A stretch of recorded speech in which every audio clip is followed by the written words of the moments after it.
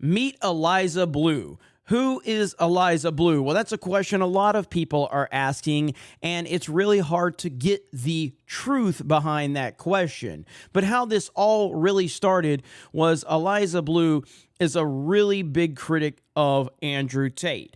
And she's been very vocal about how Andrew Tate is the worst person on the planet and he needs to be locked up, yada, yada, yada. She's a human trafficking survivor, which is starting to become one of these terms that really has no meaning whatsoever anymore because it's being utilized and thrown around to be weaponized. So I don't even know what that word means anymore. But all of this started because another YouTuber named Brittany Venti, who I know Brittany, she's cool, she's awesome. She's a big critic of Andrew Tate as well. And I guess during a live stream or doing a video, she ran across some information on Eliza Bleu that really didn't seem to line up with who Eliza Bleu is publicly these days. And it was a music video from a long time ago that really didn't seem to line up with the image that Eliza Bleu has now. So respectfully, Brittany decided to ask Eliza publicly about this. Eliza then had her suspended from Twitter, temporary or locked out of her Twitter account for posting a publicly available screenshot from a video that was on YouTube from World Star's YouTube channel. And that's really where all of this started to spiral out of control. Now, recently, Eliza was on Timcast, and she was talking about the Andrew Tate situation, and this was before all the questions with Brittany Venti came up. And she had a lot of things to say that were really concerning when she started talking about the victims or the survivors of Andrew Tate. And she basically said she believes all of them. She believes every victim that comes forward. She just believes anyone she talks to.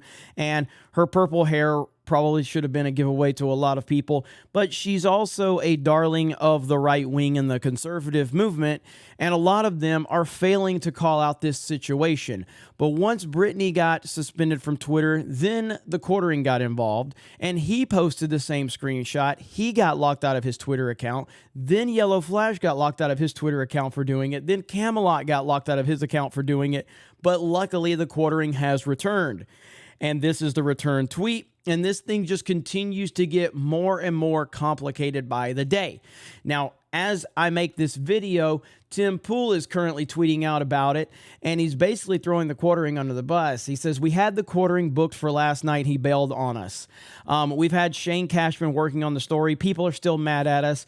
Should we stop trying to cover the story? Seems like that might be the best approach. You can't appease the mob." So now Tim Pool's actively trying to back out of covering this story, and he's made a few tweets about it already today. That was the second tweet where he brought up the Quartering. Right here's the first one. People want us to talk about the Eliza Bleu story. We had the Quartering booked for yesterday, booked a month in advance. He flaked on us. His words. He can come on any time and we will find a new date. Y'all want a show about it and we had it timed perfectly, but it fell apart. He's being very, very disingenuous with that take. They didn't book the Quartering to talk about this story. They booked the Quartering about a month ago. This story just recently broke. It just lined up perfectly. But why does Tim need the Quartering there to cover this story? It's the same situation with the Jack Murphy stuff where Tim has these guests on there, and that's fine. You're not responsible for your guest. But the fact that you won't even comment on what's going on with them after the fact, that's the issue. He's not responsible for Jack Murphy's actions. He's not responsible for Eliza Bleu's actions. He's not responsible for anyone's actions but his own. But it's the fact that so many people want you to simply just address these things and acknowledge them, and he just continues to deflect and continue to deflect. So you go back to the Quartering's thread, and he says, "Sorry to keep you all waiting. Complicated business. To celebrate my return, I would like to announce the first installment of the Eliza Bleu Files, a multi-part series. Part 1, how a clout goblin infiltrated Twitter trust and safety with lies and used them to ban critics." And there you see Eliza with the Jack Murphy beard. Many of you are aware that dozens of YouTube creators, investigative reporters, and critics in general have been either banned or locked out of their accounts over the past 10 days. You've also been hearing way too much about one particular name, Eliza Bleu. Here's why. Eliza Bleu is only the most recent of nearly a half a dozen alias names this woman has used in the past few years. And here's several of those names right here. Totally normal for someone to have 5 other names, right? Eliza Bleu has chased fame her entire life, from dating the lead singer of My Chemical Romance to TV appearances to the Steve Harvey Show and the dating show Blind Date. She also appeared in no less than 4 rap videos as a video vixen. Her words. Here is where things get spicy. Just under 2 weeks ago, one particular video resurfaced on the internet, one of at least 4 known rap videos that starred Eliza Bleu, a video that had been on YouTube for 6 years. Nothing about the video was remarkable. The only thing of note was Eliza Bleu's response. Eliza Bleu immediately leveraged her deep connections at Twitter to begin locking out anyone who posted the publicly available video claiming it was non-consensual. Twitter head of Trust and Safety publicly backed her numerous times. The only problem here is that she lied. She was excited about the video. She begged World Star Hip Hop to produce the video. She was paid. She pitched the video directly to World Star Hip Hop. She was blessed and almost pissed herself to be around the fancy equipment, proof below. Now, I'm not going to play this video because I don't know if she's going to strike it. So I'm not even going to try to test that right now. I could go all day with Eliza Bleu proving she lied about the video being non-consensual, and Elon Musk and I think that's the head of Trust and Safety being duped by her. But how about just a few more? And here's more videos with her. Here's more videos with her. Okay, how about a third example that Eliza Bleu lied to Elon Musk about the video being non-consensual? Here she is very excited and refers to the video as another piece of the puzzle. That's Brittany Venti right there. Okay, one more. Here is, here is a call she placed to her mother to gloat over even more about the video vixen. I think I've made my point that Eliza Bleu lied to Elon Musk and Twitter Trust and Safety. She abused the system in place at Twitter to protect people.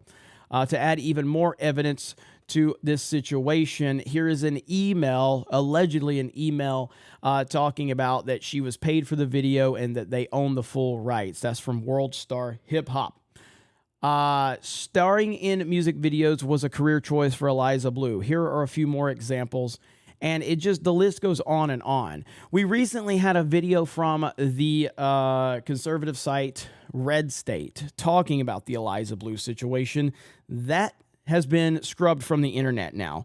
And all they said was that they're not going to comment on it anymore. All they did is confirmed that it has been scrubbed from the internet. Yellow Flash is still locked out of his Twitter account. Brittany Venti is still locked out of her Twitter account. Camelot is still locked out of his Twitter account. The Quartering has returned, and clearly the Quartering has a lot deeper connections than most. But this thing is getting worse and worse by the day. Now, Eliza Bleu has been commenting recently, making an absolute fool of herself. So right here, she says, I think that Elon Musk is a great person. I don't have anything negative to say about him. He doesn't do favors for me. I'm saying this because it's true. He is a good person, but also he doesn't do me any favors. I also don't ask him to do favors for me, yada, yada, yada. Here is me showing, oh, yeah, we believe you, Eliza. We believe you. And the story she just keeps tweeting nonsense. Now I guess she's gone full religion and yeah, I love Jesus Christ and he loves me back. I used to be afraid to say that in public, but I'm not afraid anymore. And of course, look at the interaction she gets by that because she's pandered to the conservative right-wing movement. And there's so many people that have been praising her for how brave and stunning she is. And this all comes back to this new term. It's not a new term, but it's being popularized and weaponized, and that's this human trafficking. And no one even knows what it means anymore. And it's the word that's being used to basically trash Andrew Tate, and we still haven't seen any evidence other than, hey, it's human trafficking. Well, that sounds really bad. And it sounds really, really good when someone like Eliza Bleu can say, I'm a human trafficker. trafficking survivor. And then everyone wants to tell her how stunning and brave she is.